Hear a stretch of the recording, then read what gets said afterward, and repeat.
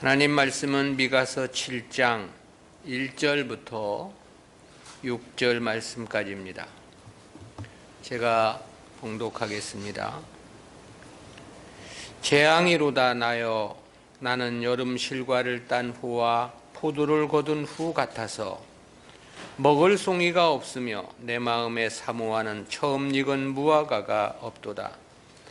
이와 같이 선인이 세상에서 끊쳤고 정직자가 인간에 없도다.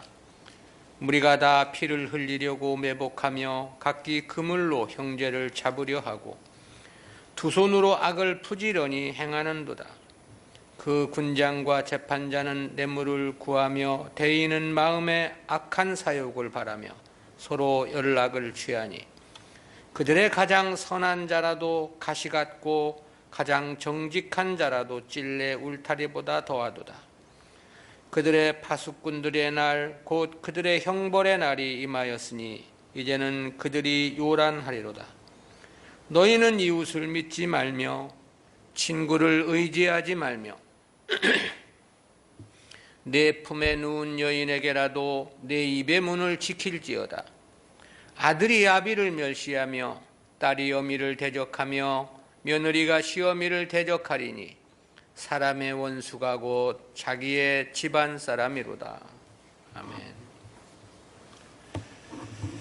오늘은 미가 선지자의 탄식이라는 제목으로 말씀을 듣겠습니다.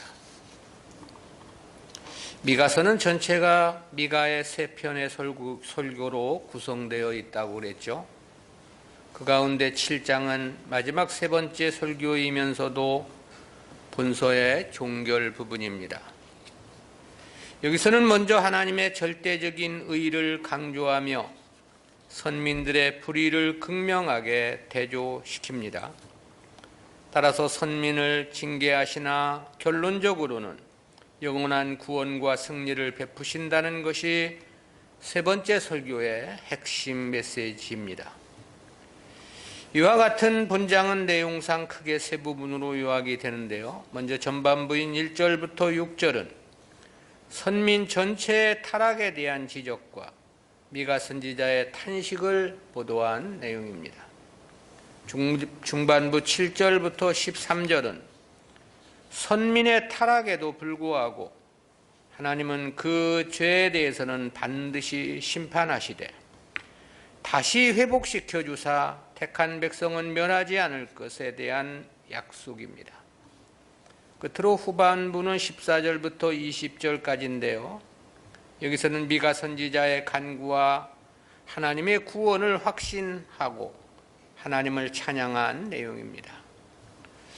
따라서 본서의 마지막 7장은 그 주제가 셋으로 구분이 되는데요. 그중 첫 번째 주제인 7장 1절부터 6절은 하나님의 심판 선언을 들은 미가 선지자가 유다를 대표하여 심판을 받을 수밖에 없는 상황을 탄식한 내용입니다. 이와 같은 본문은 구속사적 교훈까지 크게 셋으로 구분해서 살펴보겠습니다.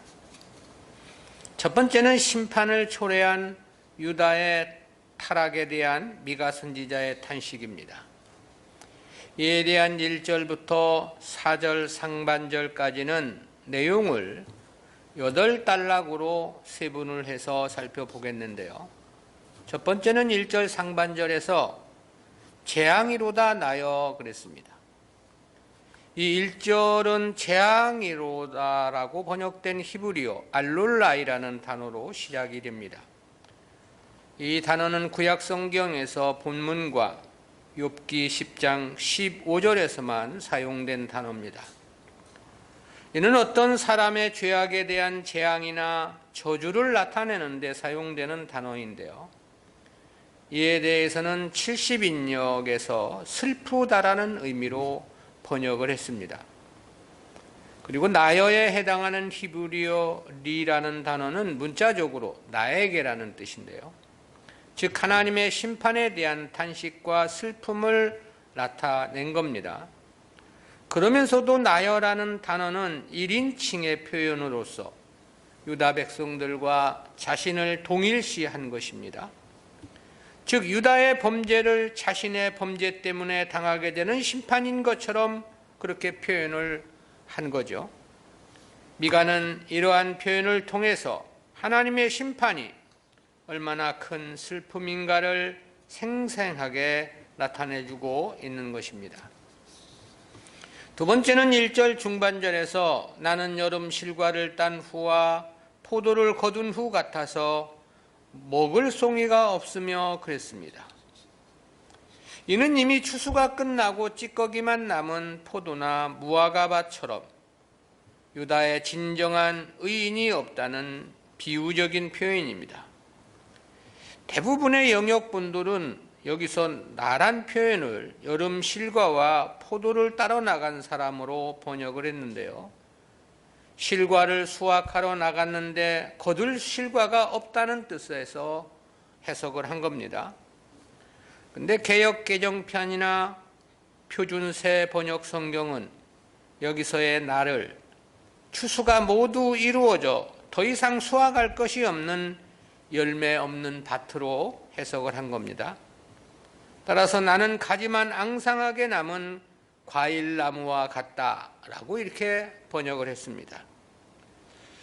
어떻게 번역을 하든 의미는 똑같습니다. 유다가 아무런 믿음의 열매를 맺지 못하고 오히려 죄악만을 일삼는 상태를 비유한 것이기 때문에 그렇습니다. 세 번째는 1절 하반절에서 내 마음에 사모하는 처음 익은 무화과가 없도다 그랬습니다.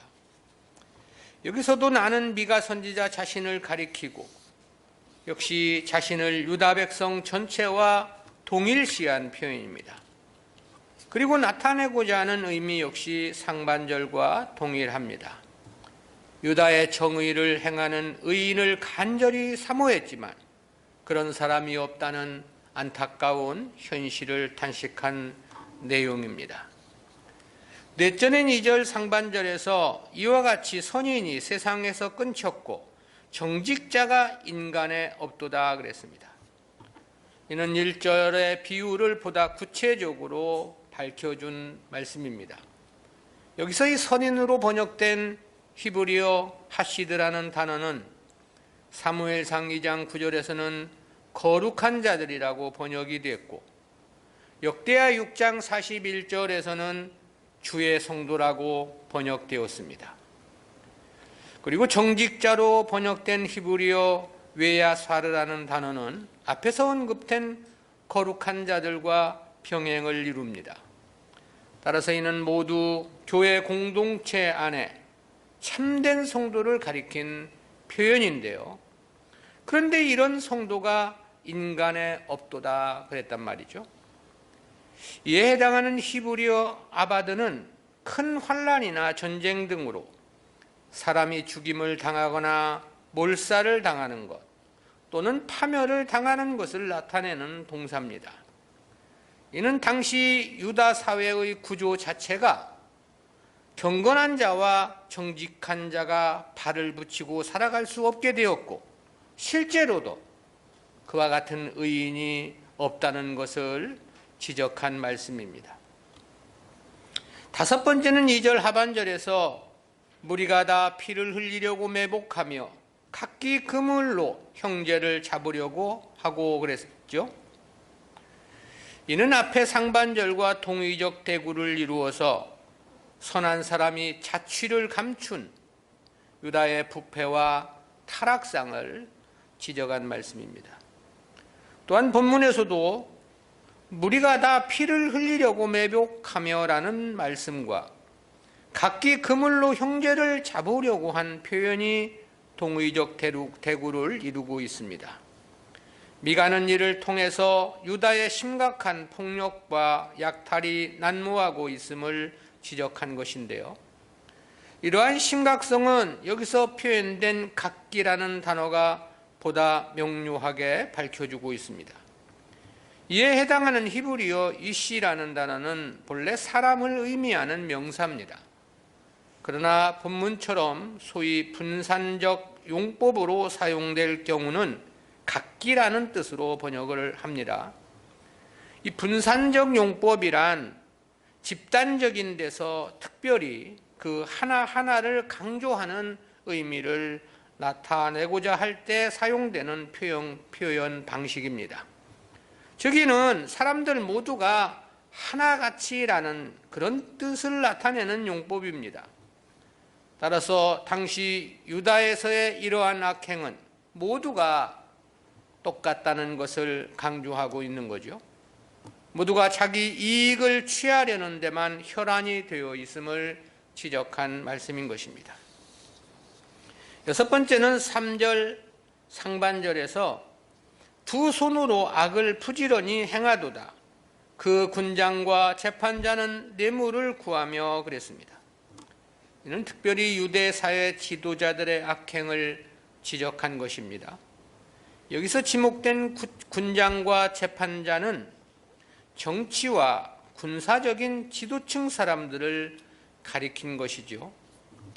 당시 고대 근동에서는 정치적으로 지도적 위치에 있는 사람들이 사법적 재판까지 겸하여 행사를 했습니다.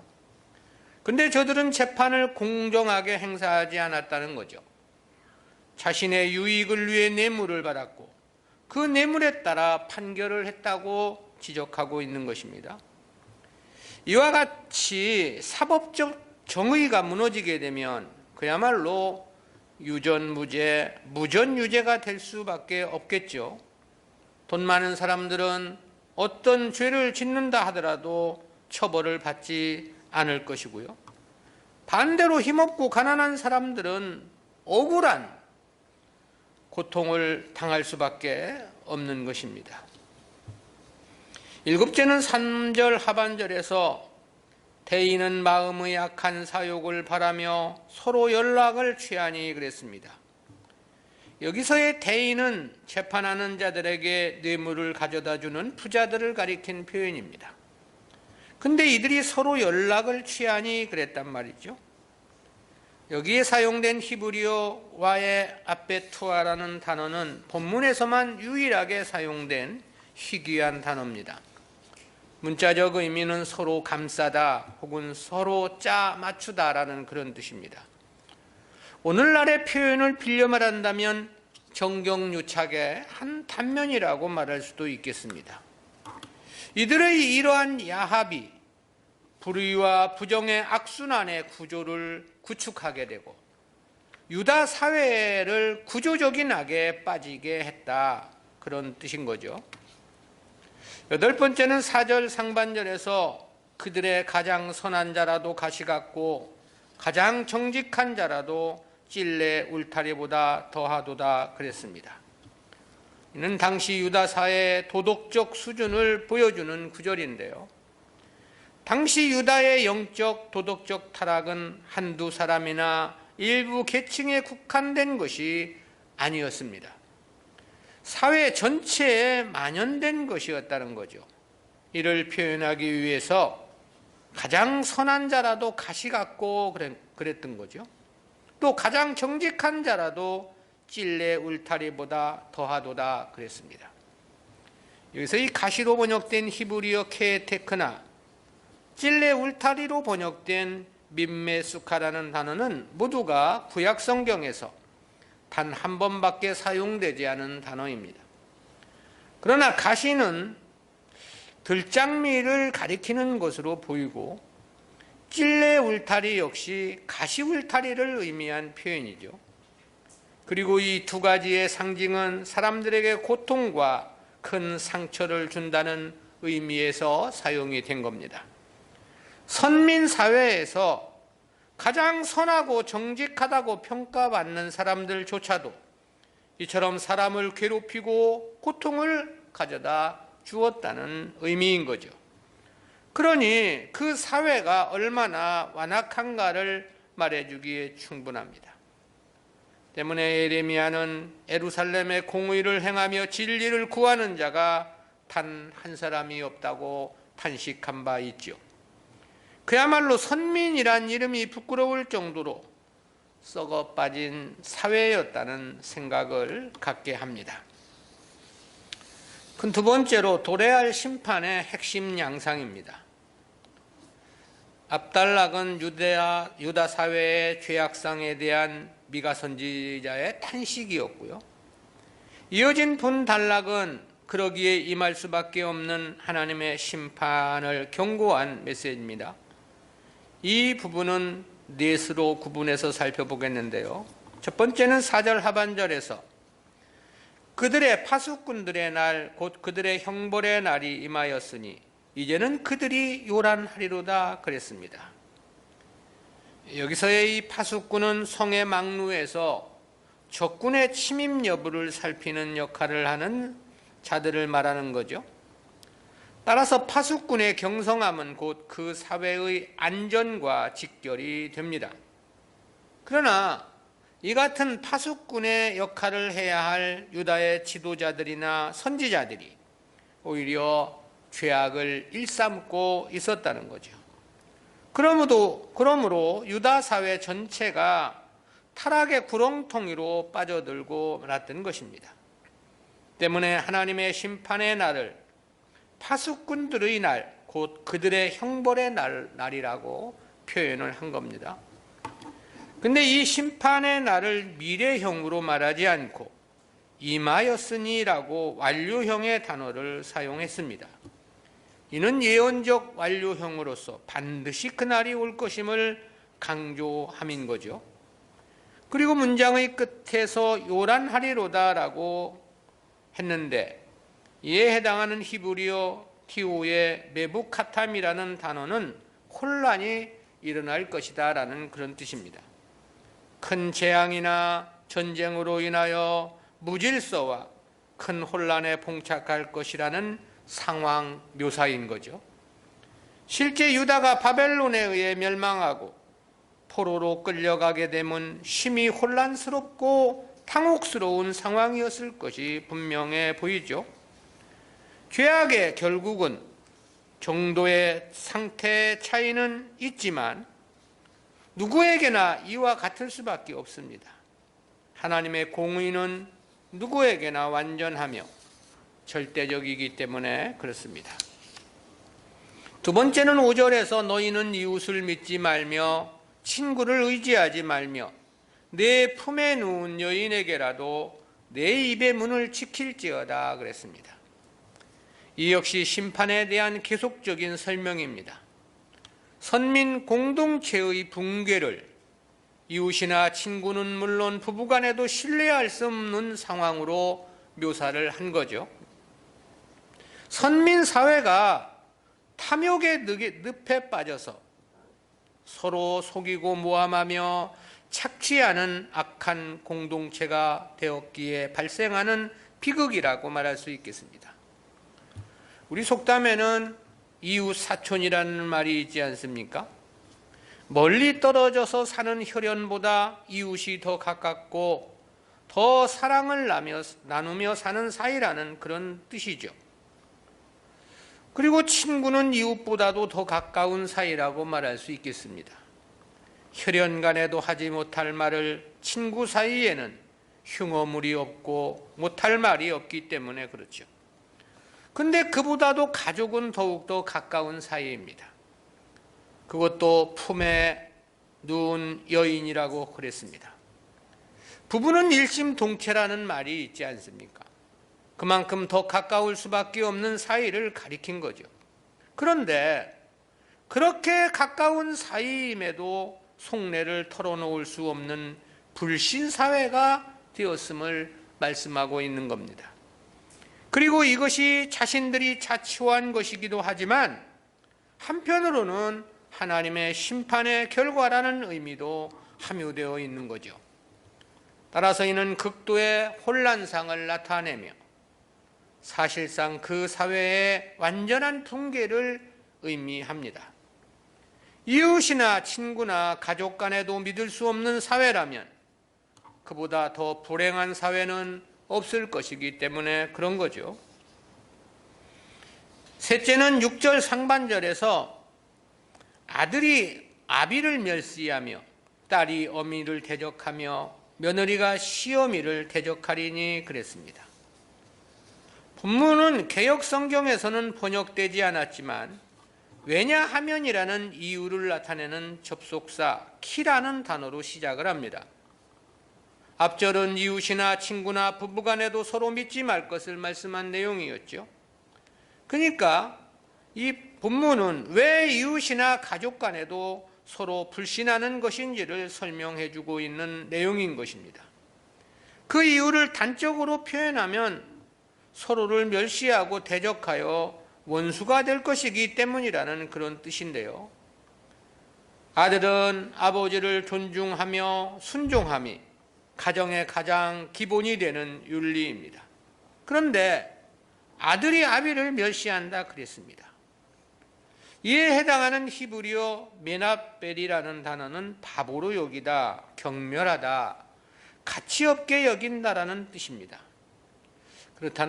그렇다면 이는 사회만 붕괴된 것은 아니죠. 가족 공동체도 완전히 붕괴됐다고 말할 수 있겠습니다. 특히 대적하며로 번역된 히브리어 카마라는 단어는 1차적으로는 어떤 일을 행하기 위해 일어선다는 뜻을 나타냅니다. 그렇지만 전쟁의 문명에서 이 단어가 사용될 경우는 상대방을 죽이기 위해 쫓아간다는 의미로도 사용이 됩니다. 그렇다는 측면에서 보면 이 가족 간에도 자기가 살기 위해서 서로를 죽이는 데 내어주는 비극적인 상황 묘사라고 말할 수 있겠습니다. 네 번째는 6절 하반절에서 사람의 원수가 곧 자기의 집안 사람이로다 그랬습니다.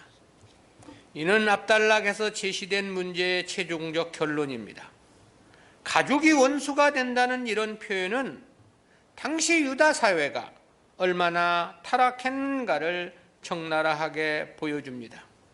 또한 이는 하나님의 심판으로 다른 나라의 침략을 당하게 될 때 어떤 상황에 처하게 될 것임을 보여주는 예언이기도 합니다.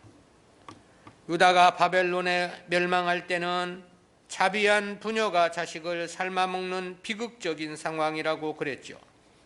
즉 당시 유다 백성들은 자신의 고픈 배를 채우고자 자기 자식을 삶아먹는 짐승만도 못한 짓을 자행했던 거죠. 그 정도라면 원수가 자기 집안 사람이라는 본문 말씀이 크게 놀랄 일도 아닌 거죠. 하나님 말씀에서 벗어난 인간 사회가 얼마나 완악하고 비열할 수 있는가를 잘 나타내주고 있습니다. 하나님과의 관계가 바르지 못하면 그런 사람이나 사회 공동체는 이기적 욕망을 향해 미친 듯이 치달을 수밖에 없습니다.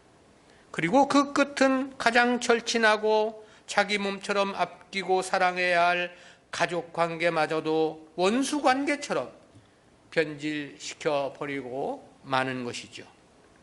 성도가 너무나 세상 것에 욕심을 가져서는 안 되는 이유이기도 하고요. 성도라면 오직 하나님 말씀을 따라 살아가야만 하는 이유이기도 합니다. 오늘날 우리 한국도 보면 사회의 이 보편적인 윤리 도덕이 다 망가져서 어떤 것이 정의인지 알 수 없는 그야말로 혼란한 사회입니다. 그것은 근본적으로 교회가 타락했기에 벌어지는 현상이라고 말할 수 있겠습니다. 교회가 하나님 앞에 바르지 못하니 사회는 더욱더 악으로 떨어질 수밖에 없는 것이겠죠. 우리는 이와 같은 말씀에서 세 가지 구속사적인 교훈을 생각해 봅니다. 첫 번째로 진실된 믿음의 사람은 자신은 물론이지만은 그 시대의 희망이라는 교훈입니다. 이는 미가 선지자의 탄식 속에 함유되어 있는 교훈입니다. 미가는 1절 상반절에서 재앙이로다 나열하며 유다에 임할 하나님의 심판을 절규하며 탄식했습니다. 그리고 1절 중반절에서는 나는 여름 실과를 딴 후와 포도를 거둔 후 같아서 먹을 송이가 없다고 탄식했죠. 이는 이미 추수를 끝내고 찌꺼기만 남은 포도밭이나 무화과밭처럼 유다에 의인이 없다는 비유적 표현이라고 했습니다. 그래서 2절 상반절에서는 이와 같이 선인이 세상에 끊겼고 정직자가 인간에 없다라고 탄식을 했습니다. 다시 말하면 유다에 진정한 믿음의 사람이 없음을 탄식한 내용이죠. 미가가이처럼 유다 사회에 의인이 없음을 탄식한 것은 그 결과로 인한 유다의 비극적인 운명 때문인 거죠.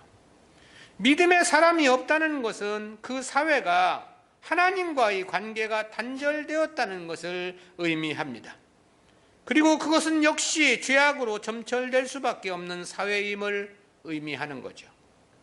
그에 대해서 2절 하반절에서 무리가 다 피를 흘리려고 매복하며 각기 그물로 형제를 잡으려 하고 그랬습니다. 3절 상반절에서는 두 손으로 악을 부지런히 행하도다. 그 군장과 재판자는 뇌물을 구하며 그랬죠. 3절 하반절에서는 대인은 마음에 악한 사욕을 바라며 서로 연락을 취하니 그랬습니다. 근데 이러한 타락과 죄악의 최종 결과는 역시 하나님의 심판일 수밖에 없겠죠. 그래서 미가 선지자는 1절 서두에서 재앙이로다 나열하며 절규에 가까운 탄식을 했던 것입니다. 그러므로 의인이 없다는 것은 민족의 재앙이며 국가의 재난일 수밖에 없는 것입니다. 그 결국이 불가피하게 하나님의 심판에 직면할 수밖에 없는 까닭입니다. 따라서 시대를 초월하여 진정한 믿음의 사람은 그 나라의 소망이며 그 시대의 희망인 것입니다. 참된 믿음의 사람이 있어야 그 주변에 의로운 사람들이 일어날 수 있는 까닭입니다. 그리고 그래야만이 그 시대나 그 사회에 하나님의 긍휼과 은혜 주심이 있는 것이죠. 따라서 노아 시대는 노아가 그 시대의 희망이었다고 말할 수 있습니다. 아브라함 시대는 아브라함이, 다윗 시대는 다윗이 그 시대, 그 나라의 희망이었습니다. 엘리야 시대는 엘리야가, 엘리사 시대는 엘리사가 그 시대의 희망이었죠. 그래서 요아스 왕이 엘리사를 향해 그렇게 말한 바 있지 않습니까? 열왕기하 13장 14절입니다. 엘리사가 죽을 병이 들매 이스라엘 왕 요아스가 저에게 내려가서 그 얼굴에 눈물을 흘리며 가로되 내 아버지요 내 아버지요 이스라엘의 병거와 마병이여 하매.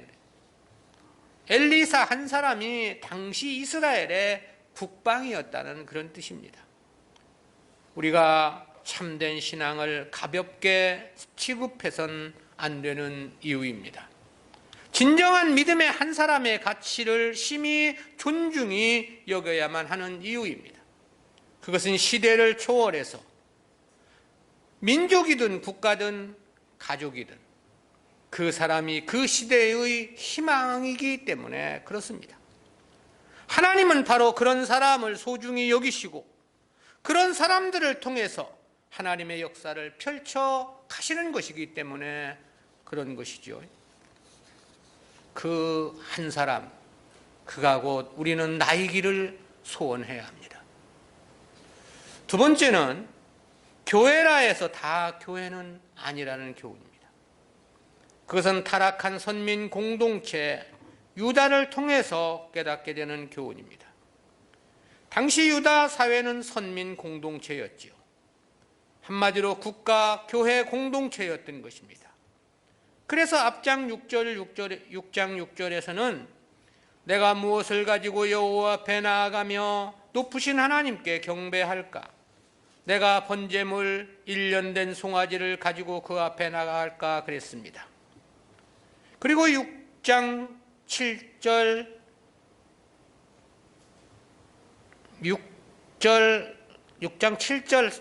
상반절에서는 여호와께서 천천의 수양이나 만만의 강수 같은 기름을 기뻐하실까 그랬죠. 하나님께서 기뻐하시는 제사를 드린다며 1년 된 송아지, 천천의 수양, 만만의 강수 같은 기름을 이야기했던 겁니다.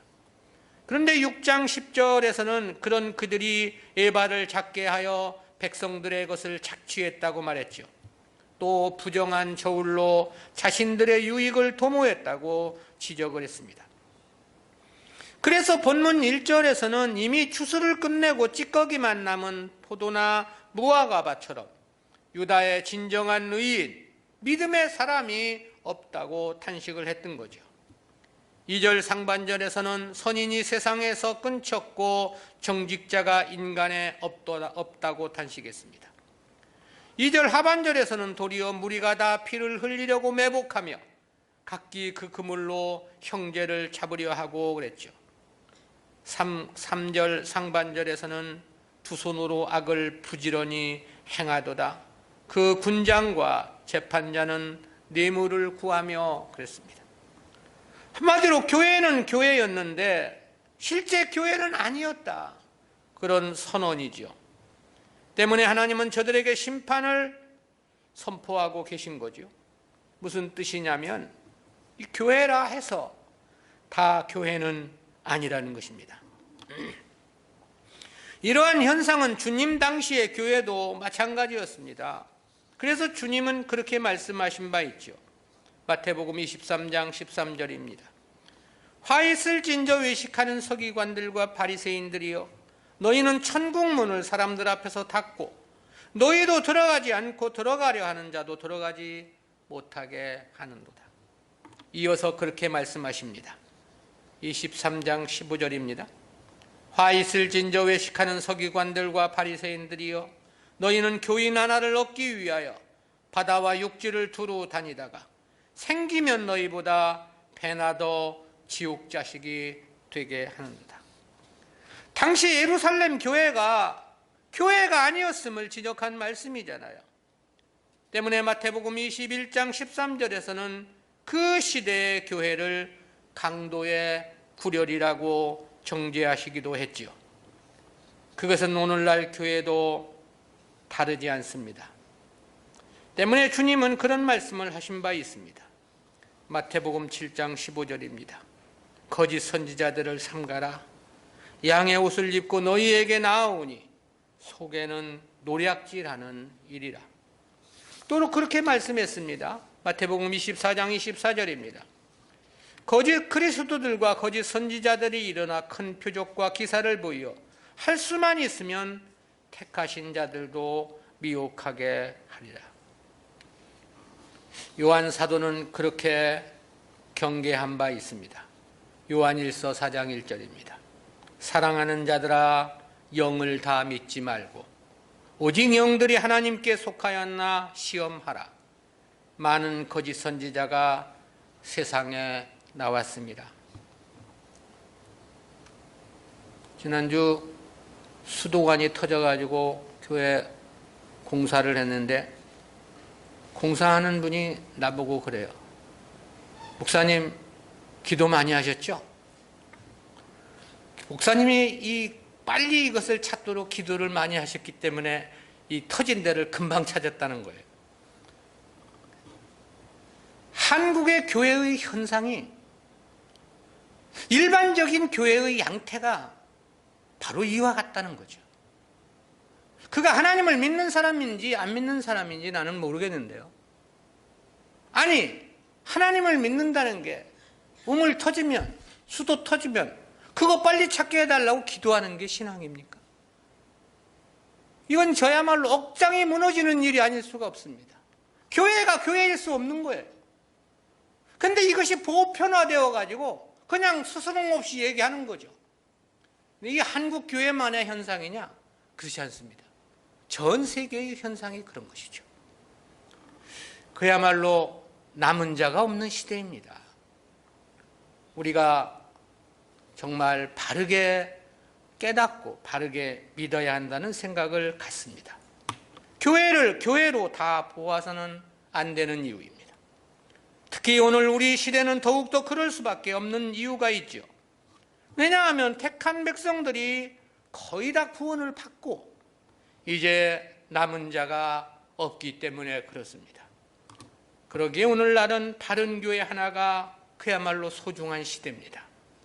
그만큼 대부분은 이 당시 유대 사회처럼 교회 아닌 교회들이 득세를 이루고 있기 때문에 그렇습니다.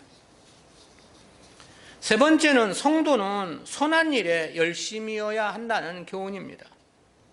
그것은 악에 부지런했던 유다 백성들의 삶을 통해서 생각해 보는 교훈입니다.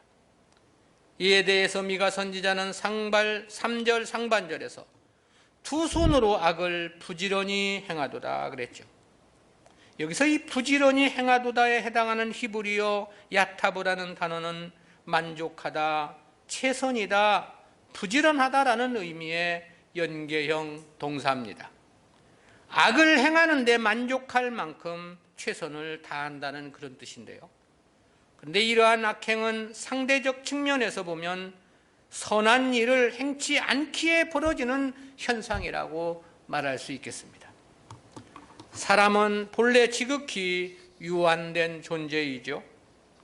그러기에 한 번에 여러 가지 일을 동시에 할 수는 없습니다. 동쪽으로 가면 서쪽으로는 갈 수 없는 이치와 같은 거죠. 그러므로 원리상 선한 일을 하면 악한 일은 멈추게 되어 있는 것입니다.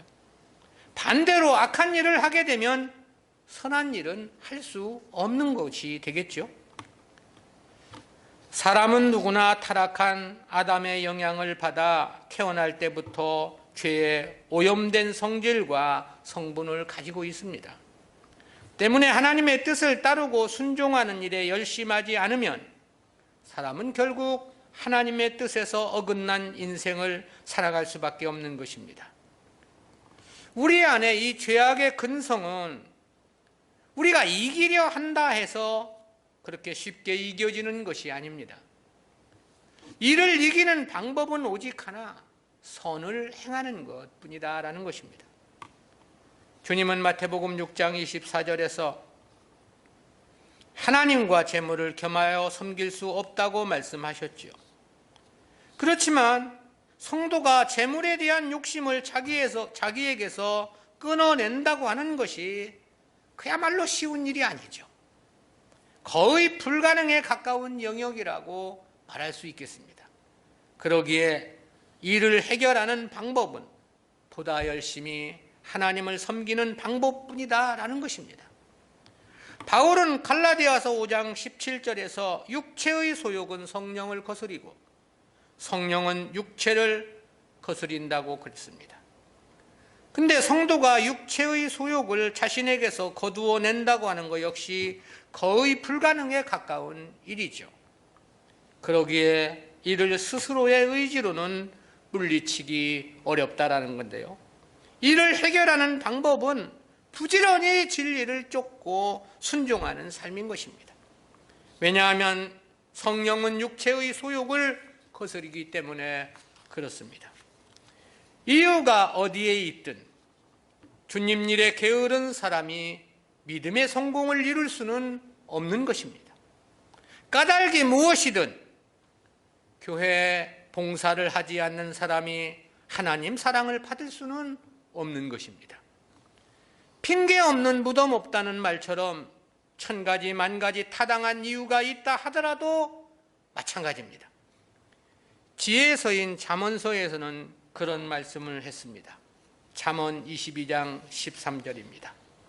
게으른 자는 말하기를 사자가 밖에 있은즉 내가 나가면 거리에서 찢기겠다 하느니라. 게으른 인간성을 지적한 말씀이 아니고요, 하나님 섬김의 게으름을 지적한 말씀입니다. 성도가 무엇보다 주님 일에 부지런해야 합니다. 어떻게 하든 남은 시간이라도 주님을 위한 일에 드려지려고 쓰여지려고 최선을 다해야 하는 거죠. 믿음 생활을 마치 손님처럼 행하려 해서는 안 됩니다. 남의 진 일처럼 생각하는 것 역시 금물입니다. 아무리 바쁜 중이라 하더라도 시간을 쪼개서 주님을 위한 일에 봉사하고 헌신하려 해야 하는 것입니다. 누구를 위해서가 아닌 거죠. 자기를 위해서입니다.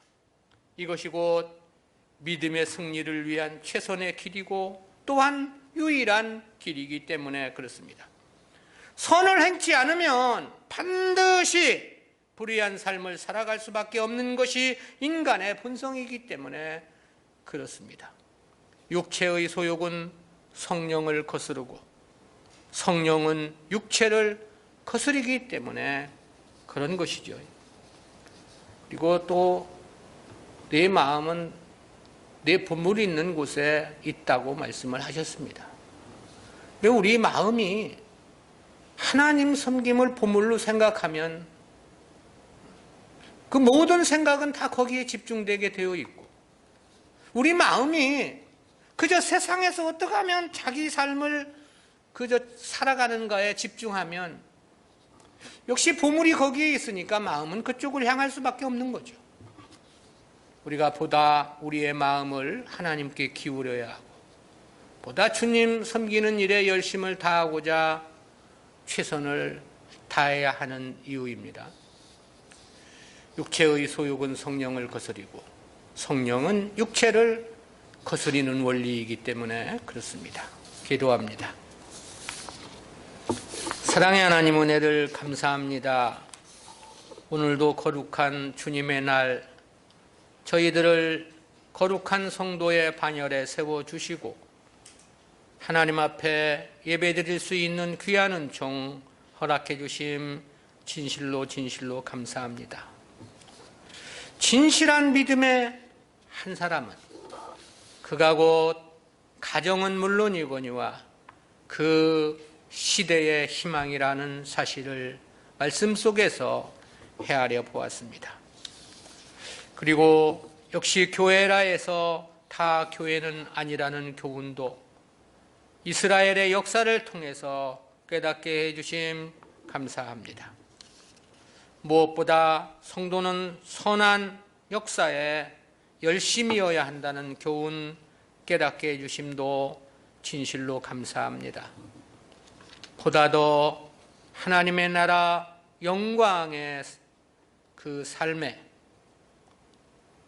이 우리의 육신의 삶, 살아가는 삶이 그 때를 위해 대비하는 귀하고 복된 삶이기를 간절히 소망할진대 보다 더 주님을 위한 일에 열과 성의를 다하는 우리 모두가 되어질 수 있도록 주여 붙잡아 주시고 인도해 주옵소서. 감사드리옵고 예수님의 이름으로 기도드리옵나이다. 아멘.